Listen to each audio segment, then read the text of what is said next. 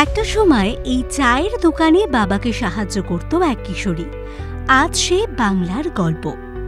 স্বপ্ন কি শুধু ধনীদের জন্য?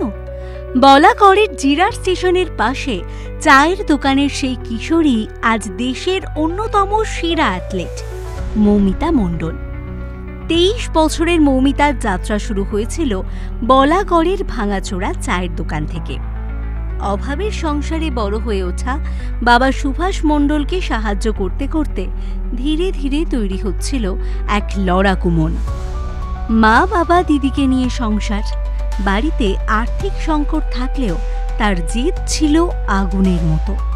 2018 সালে শ্রীরামপুরে কোচ শুভময় দাসের কাছে প্রশিক্ষণ নিতে শুরু করেন মৌমিতা। সেই সময় লং জাম্প আর ট্রিপল জাম্প ছিল মৌমিতার আগ্রহের ক্ষেত্র, কিন্তু হার্ডলসের প্রতি দক্ষতা দেখে কোচ বুঝেছিলেন হার্ডলসই তার প্রকৃত ক্ষেত্র। 2018 সালে রাজ্য প্রতিযোগিতায় একটি রেকর্ড গড়েছিলেন। তারপর থেকে নিয়মিত জাতীয় প্রতিযোগিতায় অংশ নিতে শুরু করেন। তবে এই পথ সহজ ছিল না। পারিবারিক বাধা, আর্থিক টানাটানি, মানসিক যুদ্ধ সবকিছুর বিরুদ্ধে লড়েছেন তিনি। মৌমিতার কথায়, আমি গ্রামাঞ্চল থেকে এসেছি, বাবা মা রক্ষণশীল। খেলাধুলার জন্য একটা মেয়ের অন্য শহরে চলে যাওয়াটা ছিল অভূতপূর্ব ব্যাপার। বলতে পারেন আমি প্রায় বাড়ি থেকে পালিয়ে এসেছিলাম। সেটা ছিল একটা বিরাট লড়াই। 2021 সালের মার্চে ভুবনেশ্বরে Odisha Reliance Foundation high performance সেন্টারে প্রশিক্ষণের সুযোগ পান মৌমিতা, যা তার জীবন হয়ে দাঁড়ায় বড় টার্নিং পয়েন্ট।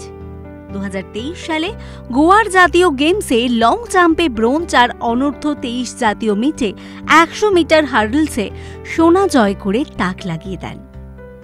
2025 সালের ফেব্রুয়ারিতে দেরাদুনে জাতীয় গেমসে জিরাটের এই মেয়ে অ্যাথলেটিক্সে জিতেছেন জোড়া সোনা। লং জাম্পে 6.21 মিটার লাফিয়ে সোনা আনেন। 100 মিটার হার্ডলসে তিনি রূপো পান 13.36 সেকেন্ডে দৌড় শেষ করে। আজ মৌমিতা শুধু বাংলার গর্ব নয়, দেশের গর্ব। এই বঙ্গকন্যা দেশের তৃতীয় সেরা অ্যাথলিট। খেলার সুবাদে তিনি ইস্টার্ন রেলে চাকরি পেয়েছেন। অভাবের সংসারে কিছুটা আলো এসেছে।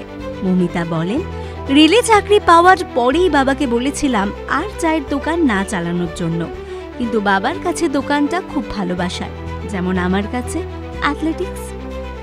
এই মুহূর্তে 3 প্রতিযোগিতাকে পাখির চোখ করেছেন Moumita: Asian championship, Commonwealth Games আর অলিম্পিক পোডিয়াম। ভুবনেশ্বরের মিটে নীরজ চোপড়ার পরামর্শ পেয়েছিলেন। নিজের প্রিয় অ্যাথলিটের মতোই অলিম্পিক পোডিয়ামে উঠতে চান, ভারতের পতাকা ওড়াতে চান।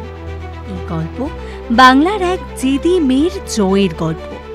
লাইমলাইটের চড়া আলোয় এই মেয়েকে দেখা যায় না, কিন্তু প্রচারের অন্তরালে হাজার হাজার লড়াকু মেয়ের আয়না মৌমিতা মণ্ডল, যারা সাফল্য পেয়েও অবহেলার শিকার। এটাই আমার আপনার আসল ভারতবর্ষের গল্প। একটা চায়ের দোকান থেকে শুরু হয়েছিল স্বপ্নের দৌড়। আজ সেই স্বপ্ন ছুঁয়েছে সোনা। এই বাস্তব গল্প যদি আপনাকে ভাবায়, জীবনের চলার পথে অনুপ্রেরণা দেয়, তাহলে ভিডিওটি লাইক শেয়ার করুন বন্ধুদের সঙ্গে, আর কমেন্টে লিখে জানান মৌমিতার জন্য আপনি কি শুভেচ্ছা জানাতে চান। আর সাবস্ক্রাইব করতে ভুলবেন না, কারণ বাংলার মাটির এরকম আরও লড়াকু গল্প আপনাদের জন্য আমরা নিয়ে আসছি রোজ।